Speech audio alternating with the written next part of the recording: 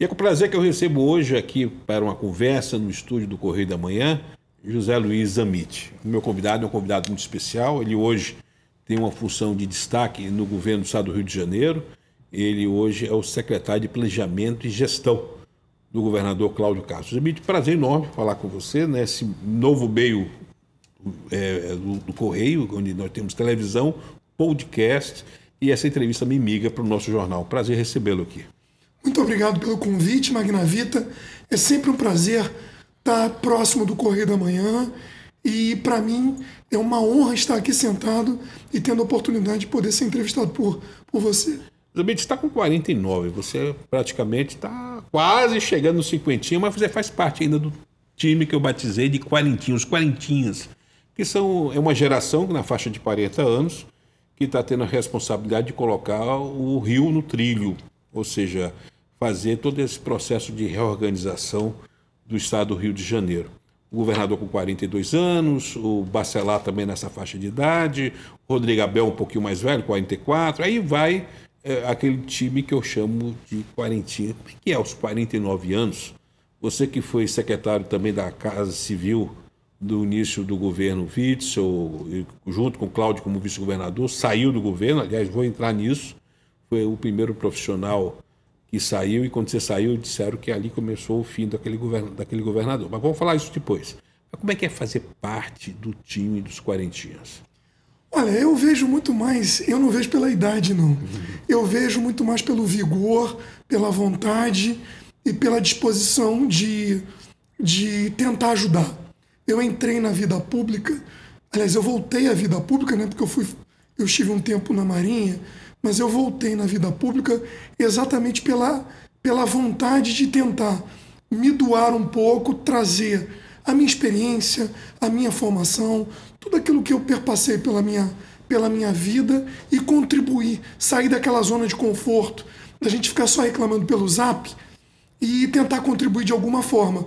Por isso eu me enquadro no time do Cláudio como sendo dos quarentinha, com vigor e com disposição para mudar. Porque o dia tem que ter 48 horas para quem trabalha no governo, né? Dá para ter uma vida normal, 24 horas, a família é penalizada por isso também, né? Muito, muito. A minha família sofre, já se adaptou um pouco, principalmente porque quando a gente está lá, a gente não está. Eu acho que a pior coisa que pode acontecer na vida pública é você não parar, o seu dia não tem momentos de break, né? Então, assim, tô em casa, tô conversando e às vezes minha filha olha para mim e diz assim: pai, você não ouviu absolutamente nada do que eu falei, né? Eu digo desculpa. E não tem desculpa, né? Agora você conseguiu, eu quero pegar esse lado humano de quem está por trás. Aliás, a proposta dessas entrevistas é exatamente mostrar as pessoas que a gente conhece pelo personagem do cargo, as pessoas que estão em funções de primeiro escalão, e mostrar que essas pessoas não só sorriem, sangram, mas choram. E você fez uma surpresa, que foi uma surpresa na primeira grande reunião de secretariado, e você conseguiu pegar um vídeo sem que ninguém soubesse, com exceção o ex-chefe de polícia, o ex-secretário da Polícia Militar, mas que ninguém soubesse, que foi mensagens dos familiares, e eu tive a oportunidade de publicar o grande chororô que foi naquele dia. Ou seja, era um depoimento emocionado de familiares, mostrando que entendiam e que aceitavam essa doação dos seus líderes. Como é que foi esse momento para você, como autor intelectual, você e o Igor Marques, que virou a madrugada editando, de humanizar a gestão pública do estado do Rio de Janeiro? Na verdade, eu não sabia também, não. Eu não sabia. Eu tinha feito uma semana antes. Você tinha dado a ideia? Não, também não. Eu tinha feito do Dia dos Pais da minha secretaria. Assim, que você pegou... As famílias. Eu peguei todas as famílias, eu pedi a participação de todos, exatamente para a gente mostrar que a gente, no final das contas, não tem dissociação. E eu vou te confessar uma coisa. O que mais me assustou no momento em que eu voltei para a vida pública, é a dimensão da pessoa José Luiz com os seus próximos, os seus familiares. Aquilo para mim foi um choque, porque no final das contas, você vê a pessoa que me conhece e diz assim: não, joguei bola, joguei futebol de salão no Vila com o Zé, Ele hoje é secretário. A minha mãe, meu filho, tem na sala da minha mãe a minha indicação como chefe da transição. Então isso dá uma dimensão para a gente, como pessoa, e uma responsabilidade gigante.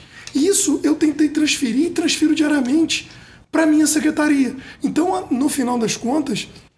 Então essa ideia sua migrou para... Migrou, mas eu fui surpreendido de ver minha filha falando Você de mim. Você também chorou, né? Chorei porque eu não esperava. Agora, e era minha filha, né? Agora, Zamit, voltando a essa questão do servidor público, da ação, você escreveu outro dia um artigo no próprio Correio da Manhã falando da honra de ser servidor e questionando, inclusive, essa questão da vitrine que leva, que quem tenta fazer um trabalho sério se misturado com... Não se consegue separar o joio do trigo. Vamos recapitular um pouco esse raciocínio seu. O que acontece é o seguinte, hoje a gente jogou todo gestor público e todos os políticos no mesmo saco. Hoje não se difere mais o joio do trigo. E isso, para a gestão pública, é a pior coisa que pode acontecer. Porque não existe democracia sem político e não existe administração pública sem gestor. Quando você coloca todo mundo no mesmo saco, você joga o nível lá embaixo e você não cobra, porque você espera daquele cara o pior possível. Então, no final das contas, a gente não sai de um ciclo vicioso. E a mídia contribui para isso muito, né? Totalmente, totalmente. A mídia, na minha visão, ela é a grande responsável. Porque... A demonização do servidor público. Exato, e do político. Agora, por exemplo, eu sou filho de servidores públicos. Eu também. Meu pai foi funcionário de carreira do Ministério da Educação e Cultura, na época, do MEC. Galgou vários cargos até chegar, vamos dizer, delegado regional, que era o maior cargo que tinha na Bahia, reitor, o diretor-geral do CETEC, Centro de Educação Tecnológica. E eu, garoto, eu ia... O gabinete dele, quando saía, às vezes, do colégio, via ele despachando, tudo isso. E havia um orgulho de ser servidor público. Por que você acha que isso deixou de existir? Você acha, por exemplo, que aquela época do Fernando Henrique, quando ele achata as carreiras, que ele corta salários, que ele demoniza a questão do servidor público... Aliás, o ministro Paulo Guedes andou fazendo isso outro dia. Você acha que isso levou a uma queda daquele... Vou ser servidor, fazer um concurso, a pessoa definia a vida e tinha uma relação de orgulho em ser servidor público? Eu acho que tem dois motivos. Um exógeno e um endógeno.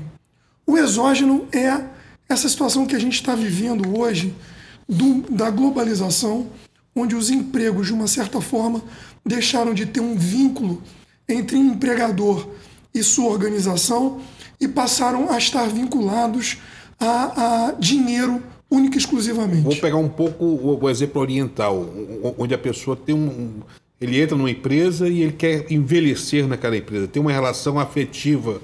Isso deixou de existir. Tá cada vez menor, principalmente pela quantidade de massa de manobra e a pressão dos custos. Quando você tem uma pressão muito grande de custos e com uma quantidade de muita gente, você começa a fazer um trade-off. Eu consigo fazer a mesma coisa por um valor menor? Consigo. Então por que não trocar? Então esse é um fenômeno que não a gente... entende que tanto o serviço público como a iniciativa privada trabalha com gente, com pessoa. Não. E não. O aspecto motivacional vai embora. Vai completamente... Ou seja, o problema de o problema de funcionário é o problema dele. Que a empresa não tem nada a ver com... Ela remunera, ela paga por aquilo e ela exige aquilo.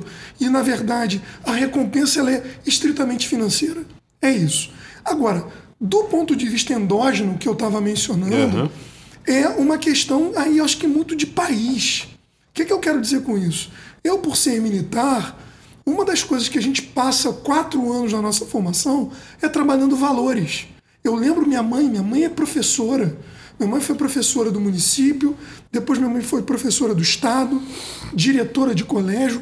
Eu me lembro indo para o colégio dela lá em Bento Ribeiro e participando de formaturas e aquela ligação dela com a escola. Para mim é uma ligação que é minha também. O Colégio Estadual José Ascioli. Então isso foi se perdendo. Também, da mesma forma, a relação servidor público ficou muito pautada no corporativismo das carreiras e na grana. Você me deu agora que com uma bolinha para mim, eu não quero perder essa chance, que é falar da questão do inativo. Porque de uma hora para outra a gente percebe que o poder público, tanto na área federal, estadual e municipal, trata o inativo como um problema.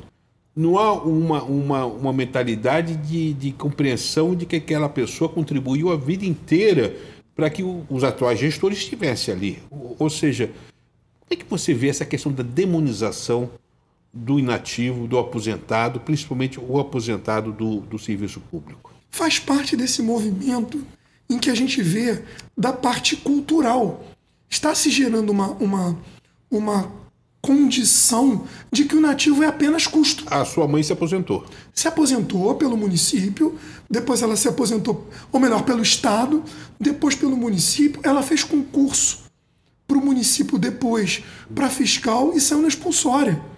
Então, assim, a minha mãe dedicou a vida dela inteira a servir. E hoje ela poderia estar mais. Ela que se questiona de estar em casa. Ela está com 79 anos, mas ela queria estar trabalhando. O problema... Qual o nome dela? Dilma. A minha também. Essa eu confesso, eu sou muito amigo dos Amit. Não quero com isso comprometer a entrevista, porque aqui a gente é isento. Mas eu não sabia que a sua mãe também era Dilma, porque a minha também é. Então essa é uma feliz... A dona Dilma, Magna Vita Castro, tá aí, uma coincidência. A dona Dilma Zamit, né? É isso aí. Boa, feliz coincidência. E o engraçado nesse movimento todo é que transformaram o inativo em custo. Eu vou te confessar aqui, eu tive uma oportunidade enorme de vida de poder ter viajado pelo mundo, estudado em alguns lugares do mundo. E isso, você vê, por exemplo, a sociedade chinesa, em que na cultura da sociedade chinesa, você trabalha sabendo que lá na frente você vai ter que cuidar do seu pai, do seu avô. Isso é uma construção. Isso não é uma construção de relações trabalhistas. É uma construção dentro da cultura da sociedade. E o problema hoje que a gente está vivendo é que no momento em que você coloca o inativo como custo, você está cisalhando uma família. Porque você está construindo determinados núcleos e isolando essa ligação familiar, e que no final das contas a gente está pagando de que forma? A gente já está vendo a quantidade de pessoas em asilo, a quantidade de idosos na rua, a quantidade de idosos abandonados, a solidão. Então isso no final das contas é esse movimento que a nossa sociedade está fazendo, que não foi construída na nossa geração. A geração dos nossos pais, a nossa geração, não teve isso. Agora, qual é a consequência disso? Eu não sei. Eu quero entrar agora na questão também do gestor motivacional. Eu quero pegar esse aspecto, mas eu queria aqui fazer uma confidência.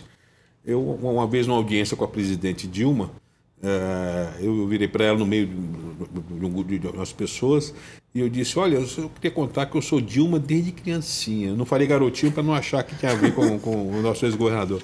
Ela tomou um susto, aí eu meti a mão na carteira de identidade e mostrei: a minha mãe se chama Dilma também. Aí foi uma risada geral. Mas eu queria voltar a essa questão motivacional. Você tem uma equipe que você faz um trabalho na Secretaria de Planejamento e de Gestão muito motivacional. Você tem um diálogo com os seus funcionários. Você não acha que está na hora desse modelo de gestão Zamit, já que você tem essa matriz motivacional, ser estendida às outras pastas? Olha, eu não posso afirmar algo como esse. Primeiro, porque eu não me considero exemplo. Segundo, porque eu não tenho esse tipo de ingerência. E, na verdade, eu não faço, se me permite te modificar o que você comentou, eu não faço gestão motivacional. Eu tento liderar. E liderança foi algo que eu aprendi desde o dia que eu nasci. Meu pai era militar, meu avô também, meu bisavô também. E uma das coisas que eu sempre aprendi é que você, por ser militar, você não pode levar a pessoa contigo para tomar tiro se você manda. Você tem que convencê-la. E liderar é convencer e conduzir as pessoas. Isso eu aprendi, juntei com... Mas aí eu quero me defender um pouquinho, porque aí você cria um elemento motivacional, porque as pessoas passam a ter no que acreditar e seguem o líder, né? Exatamente. Aí cria uma relação produtiva natural, que azeita. As pessoas passam a ter consequência dos seus atos, né? Isso é consequência da liderança. E é isso que eu faço diariamente de algumas maneiras. A primeira é ter um time de excelência, como você bem disse. Escolher as pessoas que tenham capacidade... Agora a maioria é mulher, né? Você gosta de trabalhar com mulher? Não. Ou é coincidência dessa vez? Não, na verdade a maioria não é mulher, não. Uma das coisas que eu me preocupo é a diversidade. Eu tenho metade mulher, metade homens, com perfis totalmente diferentes, porque no caso... Mas você tem uma Janine que é fantástica, né? Eu tenho a Janine... Teve a Bia, que também estava trabalhando contigo. Você tem uma equipe... Eu tive... A Bia, nós somos de muito tempo... Amigos de muito tempo. A Bia hoje, a Bia foi sua subsecretária, hoje está fazendo um trabalho belíssimo na CEPOL. Na CEPOL, na Secretaria da Polícia Civil, que é a área dela, essa área. Aliás, está fazendo uma revolução e já tem outras secretarias, até a CEAP está de olho nela aí para pegar uma consultoria. Mas ter esse sentimento de corpo, de você ter uma equipe, de ter. Isso também é muito bom quando isso ocorre no serviço público.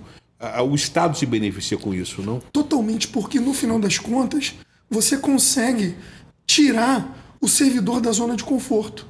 Eu fiz uma pesquisa de satisfação há cerca de 2 meses atrás e foi impressionante o nível de integração, felicidade e diálogo com a chefia. Todos acima de 80%. De 427... E isso no serviço público? No serviço público. Sua secretaria são 427. 427 eu tive 330 respondentes e 80 comentários. Isso para uma pesquisa é fantástico. Governador, olha aí, o modelo está dentro de casa aí. Mas eu queria falar, você falou militar, falou do seu pai militar, do seu avô militar. Tinha alguma outra programação do que você não ser militar, apesar que você criou um viés próprio. Seu pai é exército e você foi para a Marinha, né? Já teve uma mudança de armas aí, né? Como é que você foi para a Marinha? Olha, em primeiro lugar, em momento algum eu pensei em ser militar. Sério? Sério. Eu decidi aos 45 do segundo tempo, e aí agora eu vou contar uma surpresa. Pouca gente sabe disso. Eu estudava no Colégio São Bento, estudei muito tempo no Colégio São Bento, e eu tinha um amigo de uma turma acima, que hoje é juiz, chamado Dr. Marcelo Rubioli, que era muito amigo meu. Nós chegávamos mais cedo no colégio, e um dia o Rubioli voltou das férias, e com o cabelo reco, dizendo assim, eu fiz uma viagem pela Marinha de alguns meses para resolver o meu serviço militar. Eu falei, opa, porque meu pai sempre disse para mim que ele não ia me tirar do serviço militar. Ele botar com tudo. Exatamente, né? Porque eu queria fazer engenharia. O meu caminho era engenharia na UFRJ. Aí eu fui ao meu avô e falei assim, o meu avô tinha 90 e poucos anos. E também do EB? General do Exército. E falei assim para ele, eu quero fazer isso. Ele falou assim, faz isso não, faz o seguinte, faz prova para as academias e vê o que acontece.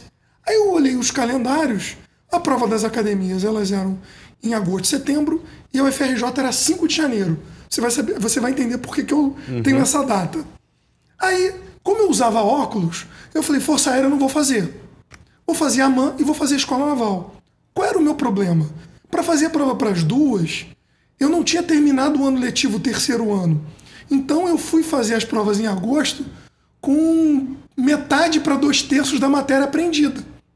Aí fui fazer a prova da Marinha, sabia que para a Marinha eu tinha que passar 50% da prova de matemática.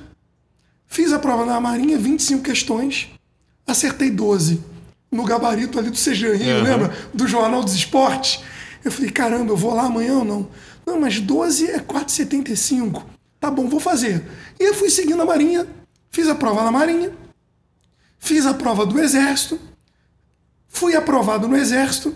Quando eu estou estudando para fazer o início das provas de CGI, eu recebo uma ligação em início de dezembro da Escola Naval dizendo o seguinte, olha, para minha mãe, seu filho foi passado na reclassificação com 4,75. Ele tem que levar os documentos hoje aqui e a adaptação começa dia 3 de janeiro.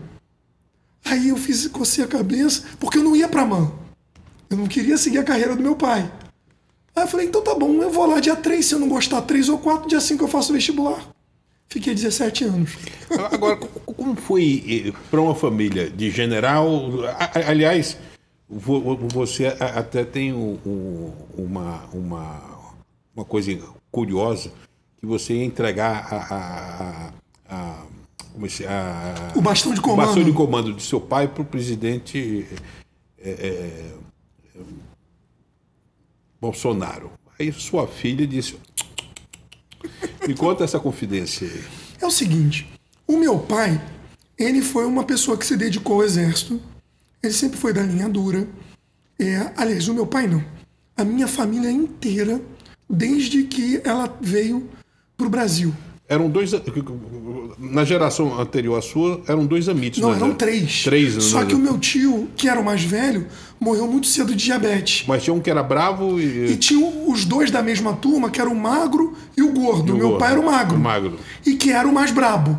E o meu pai, ele foi capitão da PE, comandante da PE, de 68 a 70 e poucos. Foi o comandante mais longevo. E o meu pai sempre foi um exemplo de dedicação e pensamento no exército. Tanto que o meu pai foi para a reserva muito cedo, porque ele disse que não ia ser promovido por um determinado presidente. E morreu pelo exército. Então, o meu pai sempre foi um exemplo daqueles que carregaram o piano. E essa geração dos idos de 70 e poucos, que é a geração do presidente Jair Bolsonaro, conhecia o meu pai e ouvia falar do meu pai. Tanto que ele pergunta, Zamit, o magro ou o gordo? É o magro ou o gordo. Uhum. E o meu pai era o magro, que era... O bravo. O bravo. É isso aí. E me conta o negócio do bastão. Aí você ia dar o bastão pro presidente? O que aconteceu? O meu pai, quando faleceu, eu tinha o bastão dele guardado. E quando eu soube que eu ia estar com o presidente Jair, e ele tinha dito que tinha o meu pai como exemplo, eu mandei reformar o bastão e eu ia levar em Brasília de presente para ele. Só que aí ele veio para cá. Naquele dia que eu fui convidado para estar junto dele, eu falei em casa que eu estava levando o bastão. E aí minha filha disse, não vai levar não. Esse bastão é da minha família, é do meu avô e ele me deu. Daqui de casa não sai. Olha, que fantástico, porque você vê como você conseguiu passar essa ascendência, a importância do antepassado para os familiares. Já que você falou do presidente Jair Bolsonaro e falou da linha dura do seu pai e neto de general, primeiro da gente entrar nessa questão ideológica, Força Armada, em casa não teve, uma curiosidade do repórter, em casa não teve nenhum conflito, você ser da Marinha e eles serem do OEB, a convivência foi... Não há preconceito entre as armas, não? Não, assim, eu tenho um irmão que é coronel do Exército, e eu sempre fui uma pessoa muito apoiada na minha mãe, e nunca fui muito de perguntar as minhas decisões, porque eu sempre fui muito independente nas minhas notas, nas minhas decisões. Você é filho de um linha dura. E você estava debaixo da asa da dona Dilma? Me explica esse negócio aí. Como é que é? Exatamente por ele ser linha dura, eu ficava debaixo da asa da minha mãe. Porque o que aconteceu... Mas a sua mãe tinha ascendência muito grande sobre ele, né? Ou não? A minha mãe bancava as coisas que eu decidia. Sério? Sempre ele era linha dura no quartel. Em casa, não, dona em casa Dilma... ele orientava. Mas como eu sempre fui de boas notas e sempre fui muito independente, eu comunicava o que eu ia fazer. Comunicava. Então, assim, vou para a escola naval. Ele olhou para mim e falou assim, então seja o melhor oficial de marinha. Porque mas aí vem aquela história, aquele caso da história. Traga a tradição do seu tio, bisavô, tataraneto, que foi oficial médico no navio, tal. Falei, caramba, tem... Tinha outros amigos. Tinha outro. Agora, como é que seu pai estaria vendo hoje o fato de ter um capitão da época dele, o presidente Jair Bolsonaro, e ver, de repente, um quadro excelente como o ministro Braga Neto, ou o ministro Ramos, ver generais, ver que houve que voltou a se ter uma atividade fundamental para o país de ter nomes ligados à Força Armada. Como é que seu pai vê isso? Veria isso? Olha, uma coisa que meu pai sempre... você sentava com ele e ele era história. Porque ele mostrava o tamanho da influência de determinadas pessoas na história dentro das decisões de país. E uma das coisas que o incomodou muito foi a maneira como as Forças Armadas saíram da história do país.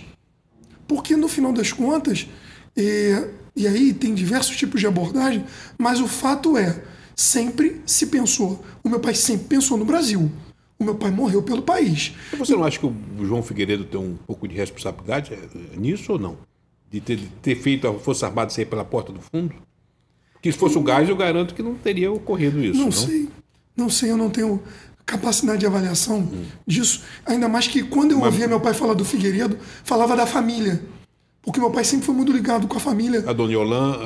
dos Figueiredo todos, né? Eles eram... O meu pai trabalhou com... Figueiredo... O meu pai trabalhou com o João... Com o João Figueiredo. No serviço de inteligência do Comando Militar do Leste, ali no prédio do Palácio Duque de Caxias. Então, assim, o meu pai veria hoje de uma maneira... Meu pai foi eleitor, desde o primeiro momento, do Jair Bolsonaro, como deputado. O meu tio Toninho... Ele era um daqui. Enquanto meu pai viveu recluso dentro de casa, o meu tio Toninho não, era pro clube militar e apoiando e trabalhando em prol desse lado político do clube militar. Até que ponto você vê essa demonização, outro termo, demonização na entrevista de hoje, do presidente Bolsonaro? Você não acha que estão passando do limite com relação ao presidente? Olha, nada é por acaso. A partir do momento que ele se colocou em questionar o status quo, ele está sofrendo as agruras de ter brigado com o status quo. É um absurdo o que estão fazendo com ele, porque uma coisa é você mostrar como imprensa as coisas ruins, mas daí é tudo ser ruim e ir para cima do pessoal. Nós estamos 3 anos sem nenhum escândalo, sem nada de corrupção, que tentam se criar essa questão aí da CPI, onde nós temos esses agentes, eu diria até ilegítimos na questão da condução de bastião da moralidade. É só olhar o currículo do Renan Calheiros e do Osmar Aziz, que a gente percebe que eles não teriam, vamos dizer, a estatura moral para falar o que eles tentam falar. Mas eu vou até além disso. Eu volto à figura do presidente Bolsonaro, que é retirar as falas dele do contexto. Isso, para gente que sou um agente público, não tem coisa mais difícil que sentar aqui na sua frente e falar umas palavras de modo que não no seu caso, mas que você transmita aquilo que é necessário que a população saiba. E o que fazem com ele é pegar frases fora do contexto e transformar isso em crise o tempo todo. Quer dizer, no mínimo, é um ato falho. Qual foi a maior contribuição que a sua imersão na Marinha, 17 anos, trouxe para José Luiz Zamit? Para você, Zé? Qual foi a maior contribuição? Que eu tenho que alimentar a pessoa que trabalha comigo diariamente. Não há como eu relaxar um momento enquanto eu tiver pessoas trabalhando debaixo de mim. Me traz assim a sua trajetória na Marinha. Você foi fuzileiro. Eu sou fuzileiro. É fuzileiro, não foi não, desculpa. O fuzileiro você sai o fuzileiro não sai da pessoa. Não. Me explica o que é adição. Adição é aqui estamos, é uma palavra em latim que significa aqui estamos e que é o lema dos fuzileiros. Como já dizia Clarice Lispector, enquanto houverem soldados do mundo, que fique aquilo de mais bonito que são os fuzileiros navais. Agora, me faz dessa sua trajetória. Você ingressa, faz a escola naval, que é a grande formação que você tem. Aliás, com altíssimo gabarito de formação de professores. Aliás, eu gostaria um dia de mergulhar um pouco nessa formação militar, que não só a Marinha, a Aeronáutica e o Exército são exemplos de formação de liderança, de seres humanos. Mas vamos mergulhar. Então, você sai da Escola Naval? Eu saí da Escola Naval, fiz a minha viagem de ouro em 1994, voltei, como fuzileiro, escolhi a arma de artilharia e fui para o batalhão de artilharia. Ali eu servi por 3 anos e tomei a decisão de ir para o Fora de Sede. No Fora de Sede eu fui morar em Rio Grande, a penúltima cidade do Brasil. Em Rio Grande eu passei também 3 anos e voltei porque o militar ele tem uma característica que ele não para de estudar. Ele tem cursos de carreira que o habilitam a seguir os postos acima. Então, além da meritocracia, você tem que estar qualificado para estar apto a ser escolhido. Eu fiz o curso de carreira, voltei para o meu batalhão de artilharia e fui selecionado para ser num grupo seleto de oficiais comandantes de companhia na formação dos aspirantes da Escola Naval. Eu era o único fuzileiro naval, capitão-tenente, dentre 6 comandantes de companhia que cuidavam do corpo de aspirantes. Passei 2 anos como comandante de companhia e aí apareceu na Marinha a oportunidade de fazer o mestrado em administração. Eu escolhi, fui recomendado com empenho, porque eu já tinha feito um curso anterior fora do expediente em pós-graduação e fui fazer o mestrado por 2 anos. Fiz o mestrado em administração, ali eu começo a ter uma visão exterior, porque ao estar na FGV, eu participei do planejamento do Pan-Americano, como consultor da FGV, eu comecei a ver um mundo exterior e comecei a me relacionar com o mundo exterior. Voltei para a Marinha e também vou te contar uma outra história. Fiquei na Marinha por mais 1 ano e meio e aí aconteceu que o governador Sérgio Cabral foi eleito.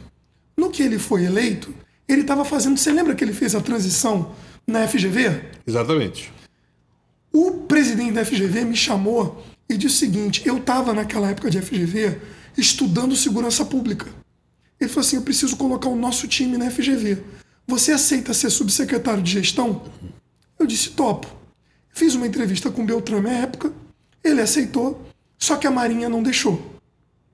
Aí passou 2 meses, um outro professor falou assim, o Joaquim Levy está precisando de um especialista em orçamento. Você topa ser? Eu falei, olha, vou lá falar com ele. Sentei com o Joaquim Levy e ele falou, preciso de você. Mas Joaquim Levy, secretário da Fazenda. Secretário de Fazenda. E eu preciso de um milico aqui para organizar a casa. Você topa? Eu falei, olha, eu topo, mas a Marinha já negou. Ele falou, não, deixa que eu resolvo. Ele tentou resolver, não conseguiu, falou assim, tem outra maneira? Eu falei, tem. Eu peço uma licença não remunerada e você paga o meu salário. Quando eu entrei com o pedido de licença, isso deu uma confusão gigante na Marinha. A Marinha não me deu a licença à época e eu voltei a seguir a minha carreira. E estava lá tocando a minha carreira normalmente, sem nenhum tipo de problema. Só que aí, como eu já tinha feito um nome no mercado fora, um dia eu recebi uma ligação de um amigo dizendo o seguinte, olha, a Nokia Siemens está precisando de um gestor para o Mercosul. Você topa? Foi topo. Ganhava 5 vezes mais do que o meu salário. E aí, uma outra curiosidade. Cheguei para minha mulher, que era tenente à época da aeronáutica. Falei o seguinte, ela é gaúcha, né? Ela é gaúcha, de Caxias do Sul. Você conheceu ela no Rio Grande do Sul? Conheci em Rio Grande. Vamos lá, eu quero entrar nessa história daqui a pouco. Aí, eu cheguei em casa e falei assim, olha, se tudo der errado, a gente consegue se segurar com o teu salário. Vou pedir as contas. Ela, tá bom, agora fala com teu pai. E aí? Aí eu cheguei pro meu pai e disse assim, pai, me demiti. Ele olhou pra mim, não disse nada, voltou pro cantinho dele, a minha mãe do lado, pra ver o que ia acontecer. E assim eu fui. Fui pra Nokia Siemens, fui morar em São Paulo e aí segui a minha vida no mundo privado. Agora, Zemit, me fala um pouco do seu casamento. Aí você bota uma terceira arma na sua vida, né? Que é a aeronáutica. Né? Filhos do exército casada com a aeronáutica, da marinha, como é que é? Aí você tem quase que o Ministério da Defesa reunidos ali. Né? A minha mulher... Você conheceu ela como? Foi o seguinte, eu tinha casado aqui no Brasil, no Rio, fiquei 1 ano e meio casado, fui pro Sul, me separei. Eu casei muito novo, logo depois que eu cheguei da viagem, não deu certo, e eu tava no Sul sozinho, e aí no meu 2º ano do Sul, você tem aqueles oficiais temporários, que não podem passar de 8 anos. Eu recebi ela no Sul como instrutor da formação dela por 1 mês, só que como Rio Grande era uma cidade muito pequenininha, e a gente tinha mais ou menos a mesma idade, a gente passou, o grupo daqueles que eu formei, passou a sair juntos o tempo todo. Então a gente passava os finais de semana juntos, e aí numa dessas a gente acabou ficando juntos. No ano seguinte ela saiu da Marinha, foi fazer mestrado em Porto Alegre, E aí eu passei a fazer uma maluquice, que eu, graças a Deus, não morri, porque era o seguinte: eu pegava 300 quilômetros para ir para Porto Alegre, ou pegava 400 para pegar ela em Porto Alegre. Mas era uma reta, né? Era reta. Esse é que é o problema. Esse que é um retão, né? É um retão, que dá sono, né? Ou então eu pegava 400 quilômetros para pegar ela em Porto Alegre e ir para Caxias. Ou então ela ia para Rio Grande. Nós ficamos fazendo isso durante um ano. Eu tinha que voltar no final daquele ano e a gente decidiu casar. Ela é médica, né? Ela é farmacêutica. Farmacêutica, E aí né? você quer uma curiosidade? Nós nos casamos 9/10/1999. A minha filha nasceu 5 anos depois, 9/10/2004. Estava programado. Zamit, já que estamos no clima mais informal, falando de família, você tomou um susto relacionado à saúde, né? Tomei. Isso mudou a sua vida? Muito. Muito. Me conta essa história. Foi o seguinte, eu estou contando hoje um monte de coisas que eu contei para poucas pessoas e eu estou abrindo aqui para você. Eu, quando assumi a transição, basicamente é uma loucura e que você já emenda como casa civil. Eu comecei a me sentir muito mal, eu ter problemas de saúde que eu não imaginava que eu fosse ter ao longo de casa civil. E eu tinha tomado a decisão de que no final daquele ano eu não continuaria. Eu tive uma crise de cansaço muito grande no carnaval. Depois eu já era hipertenso, piorou. Quando chegou em julho, eu comecei a ficar pior ainda e comecei a investigar.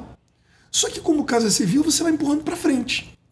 E aí aconteceu que, em setembro, houve aquele movimento do ex-governador de me oferecer uma outra secretaria. Eu tomei a decisão de antecipar a minha saída. Eu falei, olha, agradeço muito, mas eu não quero mais continuar. E eu não queria continuar mesmo naquela gestão. E, ao mesmo tempo, foi um passaporte para sair. Nesse passaporte para sair... Mas que sorte aí. Você pode prestar atenção a você, né? Aí eu fui fazer um exame de carótida. No que eu fui fazer o exame de carótida, eu descobri que eu estava com um tumor na tireoide extremamente agressivo e que se eu tivesse atrasado 6 meses eu tinha morrido. Isso foi uma revolução dentro de casa. A gente estava com viagem marcada para visitar... Sua esposa com conhecimento científico, farmacêutico... Foi um amigo dela que descobriu. E a gente estava com viagem marcada porque minha filha faria 15 anos. Nós íamos para a Austrália. Eu saí e entrei para fazer esse grupo, porque elas iam viajar e eu ia ficar. E aí eu suspendi a viagem de todo mundo. Eu tomei um baita susto, porque ninguém está esperando, era um tumor, né? Como é que foi Dona Dilma nesse momento? Ela ficou tonta. Ela ficou tonta e a gente foi descobrindo aos pouquinhos o nível da gravidade. Eu peguei no início. Quer dizer, se você continuasse na Casa Civil, tivesse continuado no governo, aquela loucura de doação, você teria... Ele teria ido para a medula, eu ia começar a ter incômodos na cervical, e aí eu não ia ter mais jeito. Porque eu ia abrir... O que muda a cabeça da pessoa? Ter um baque desse, assim, com 40 e poucos anos? Como é que é a cabeça? O primeiro, porque você vê a possibilidade de morrer. Então, tudo aquilo que você planejou deixa de ter importância. O que importa é o entendimento do que vai acontecer. O segundo é ter uma filha e uma mulher que você vai dizer assim, o que vai acontecer com elas? Não sei, eu não estava preparado para aquilo. E o terceiro ponto é você perceber o quanto eu estava afastado, eu estava tão ligado em coisas mundanas e estava afastado da minha formação, que foi uma formação religiosa no Colégio de São Bento, que a gente precisa ter Deus próximo da gente, e a partir dali, por exemplo, eu vou à missa todos os domingos, eu escuto a minha oração diariamente. Muda a escala de valores, não? Completamente. Guardando as devidas proporções, quem passou pelo Covid parou para pensar na vida também, né? Né?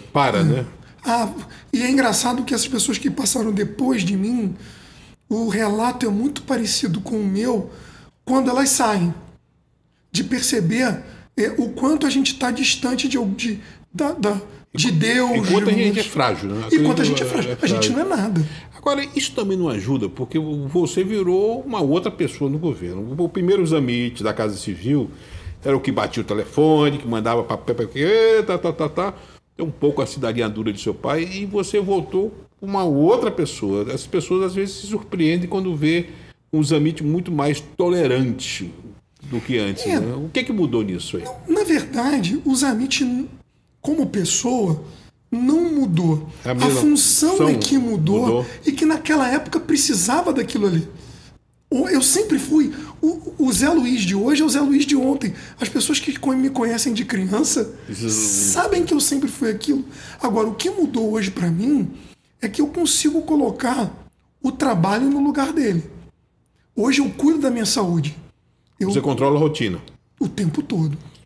Agora, questão de amizade. Me fala do seu relacionamento, na questão de fraternidade, de amizade.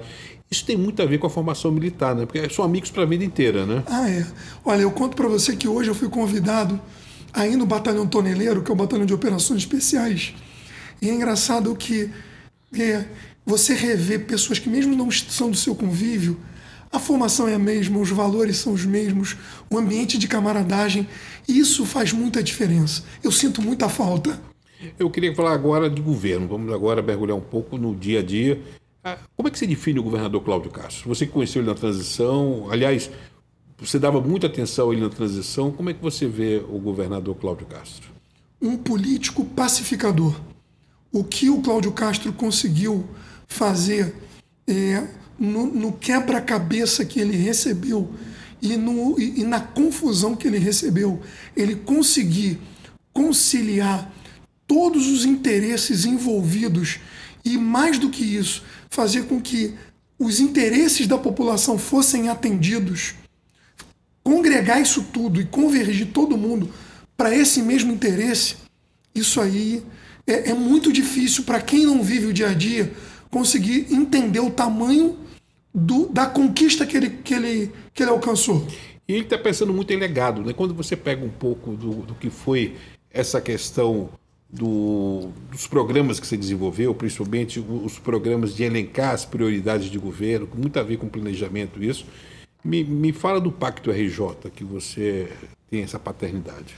O que aconteceu é que dentro desse planejamento que o governador Cláudio Castro se colocou, exatamente ele percebeu que ele precisava convergir a administração para um ponto só.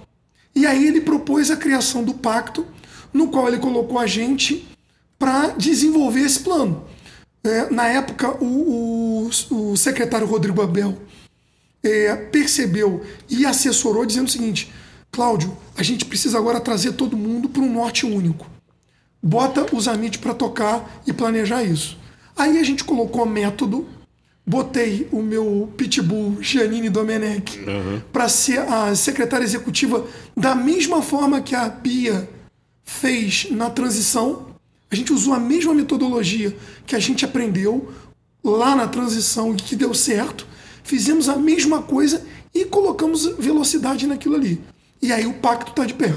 Agora você está fazendo uma coisa extraordinária, que é fazer a medição das consequências do pacto, ou seja, uma medição social dos reflexos que o pacto tem no todo do Rio do Amanhã. Me fala sobre isso. Esse é o meu projeto para o ano que vem.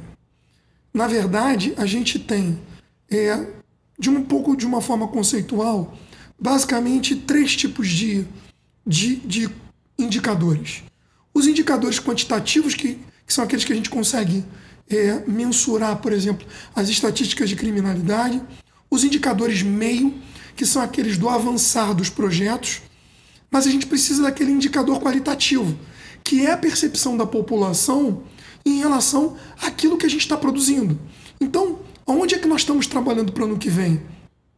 É medir esses 3 tipos de indicador e fazer um business intelligence por detrás disso, para, ao final, trazer para cada secretário e dizer assim: olha, vou dar um exemplo aqui, tá? Um exemplo prático.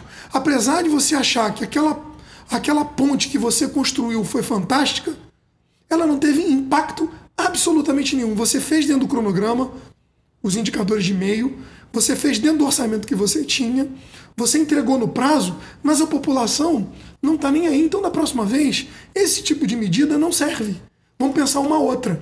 E é isso que eu pretendo colocar, que é o projeto que eu estou chamando de CEPLAG 2.0, que é começar a colocar um pouco de inteligência em cima desse monitoramento todo. Eu queria também, pegando essa linha, para falar um pouco do impacto dessa concessão das áreas da SEDAI. As pessoas falam muito em venda da SEDAI, que na realidade a venda da SEDAI está aí. Continua a empresa estatal, aliás, quem vai fornecer a água para os concessionários novos. Como é que foi participar desse processo? Quando eu cheguei, esse processo estava sendo dividido entre a Secretaria de Desenvolvimento Econômico e a Sub de Concessões e Parcerias veio para mim. Tinha um rapaz, um advogado brilhante, chamado Pedro Pamplona, que era um daqueles que estava fazendo a modelagem e que basicamente era a memória de todo o projeto.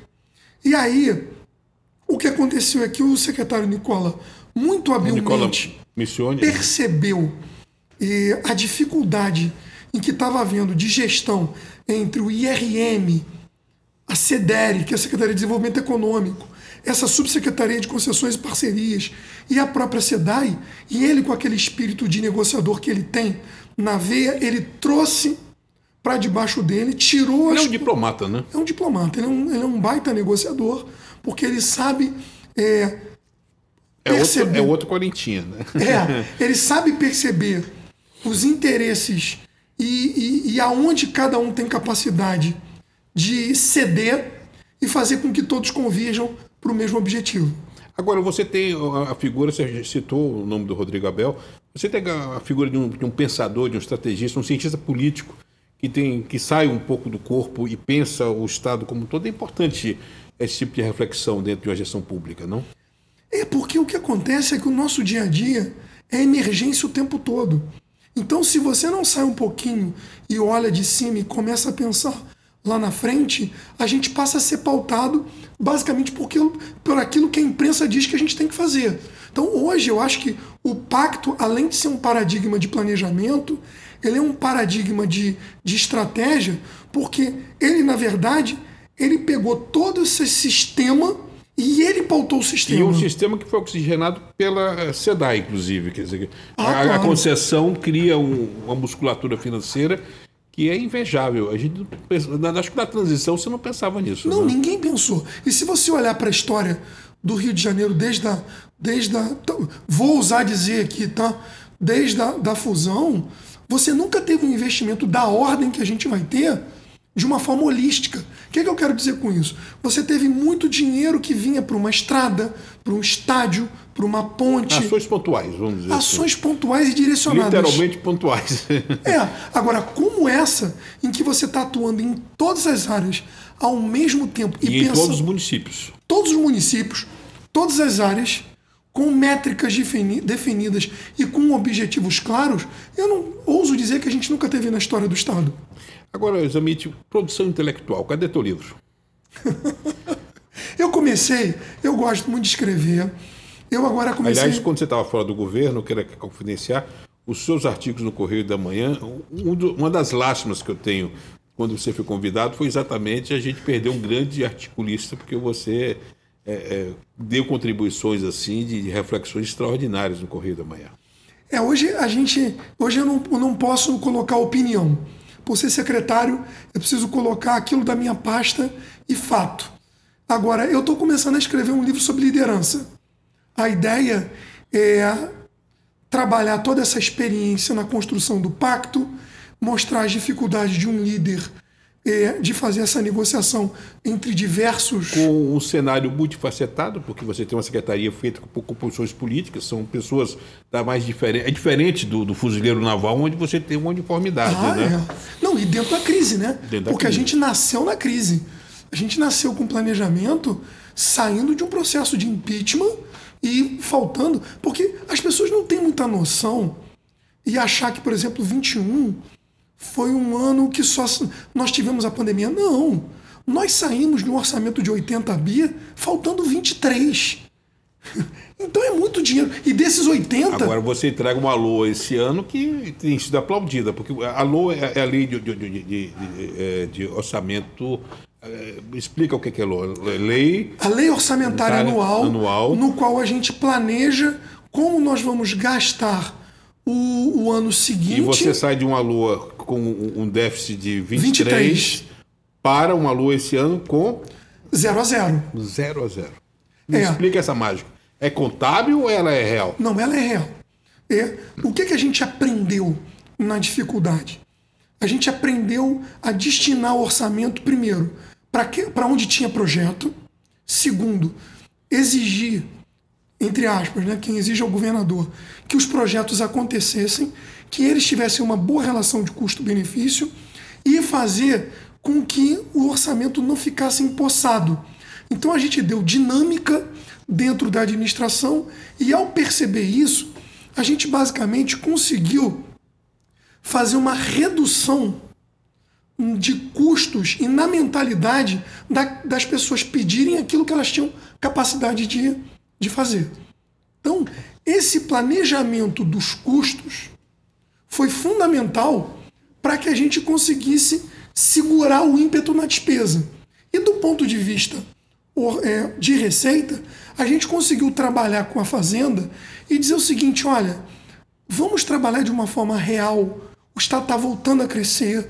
Não adianta ter esse excesso de conservadorismo, porque isso, no final, nos dificulta na gestão orçamentária. Então é melhor a gente ir de uma forma real, sem ser conservador, e liberar o orçamento na medida que vá se realizando e desde o início. Eu gostaria muito, Zammit, de desdobrar isso. Nós estamos chegando ao final da entrevista. E é uma prática aqui terminar com um ping-pongzinho no final, não é? Bateu, levou, pode ser, pode criar uma frasezinha, a gente tem ainda 8 minutos de entrevista, um ping-pong pode ser um pouquinho mais longo. Eu gostaria então de começar. Vamos lá? Vamos embora? Vamos lá. Fuzileiro. Minha vida. Senador Flávio Bolsonaro. Uma pessoa que está sofrendo muito determinadas injustiças, mas que pensa demasiadamente no Rio de Janeiro, e ele será um dos responsáveis em 2023 por uma excelente gestão daqui para frente. Legado. Planejamento e gestão. Confiança. Nas alturas sempre.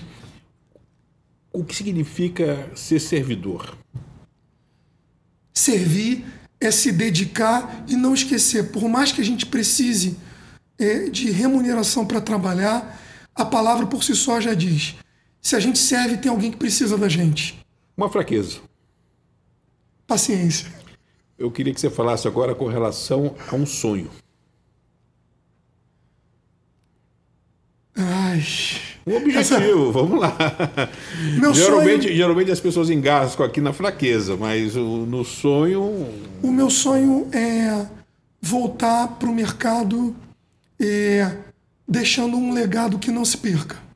Sentimento de missão cumprida, o que é para você? É encontrar com alguém que já trabalhou comigo e apresentar o filho e dizer assim: esse aqui foi o meu chefe, foi um dos melhores chefes que eu já tive. Gratidão. Sem gratidão nós não vamos a lugar nenhum. Gratidão para mim é religião. Dona Dilma. Minha mãe. Minha mãe, exemplo. Exemplo de mulher guerreira que foi... E aí eu vou ter que falar um pouquinho mais. Pode, sem problema. O meu pai dedicou a vida dele ao exército.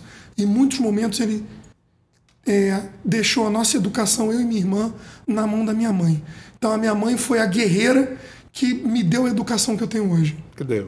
Pai militar, mãe guerreira, né? Mãe guerreira. Eu queria agora mergulhar um pouco da questão de pessoal, vamos dizer, o prato predileto do Zammit.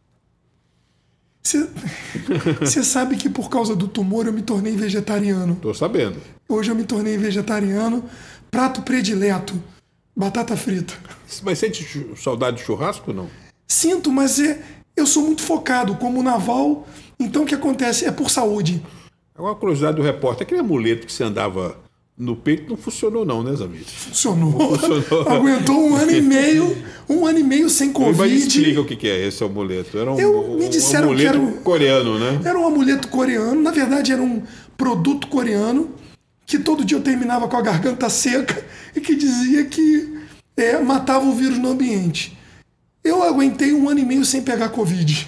Você falou do Zammit filho e o Zammit pai. Como é que você é, o Zammit pai? Babão pela filha. Minha filha é o meu xodó, mas não sou fácil com ela não, sou duro. Animais, cachorro. Ponto fraco, não? Ponto fraco. Eu tenho um casal de Golden, Espeto e Pipoca, e tenho um livro chamado 11 Filhotes e um Segredo. Foi a maluquice que eu fiz de ter filhotes dentro de casa por 8 semanas. Mas não é uma pena que eles crescem, né? Deviam ficar pequenininhos, não? Ah, não. Faz parte da vida. Zamit, eu queria agradecer muito. Chegamos ao final da nossa entrevista. E eu, para finalizar, o Zamit pelo Zamit. Como é que o Zé é e depois como é que o Zamit é? O Zé é o tempo todo rindo, se divertindo. Uma vez eu ouvi isso de uma pessoa que se a gente não se diverte o tempo todo, você morreu. Então, assim, eu sou intenso, tô rindo o tempo todo, altamente comunicativo, mas sou extremamente focado na missão. E o Zamit? O Zamit é o Zé. Não tem dois, não. Não tem dois. Eu queria agradecer muito, prazer enorme. Um prazer compartilhar e principalmente mostrar ao nosso telespectador esse lado humano dessas pessoas que a gente conhece dos jornais, conhece daquelas entrevistas formais. É muito importante a gente saber que tem gente como a gente fazendo bem para que a gente tenha um Rio de Janeiro melhor e possa pensar no Rio do amanhã. Muito obrigado, Zamit. E, aliás, sua despedida aí aos nossos telespectadores. Eu agradeço muito a oportunidade. É o que eu sempre digo. A gente não nasce secretário, a gente não nasce aquilo que a gente está. A gente está secretário. A gente está. E, no final das contas, nós temos família, nós temos amigos, nós temos o nosso dia a dia. Eu adoro andar descalço de chinelo.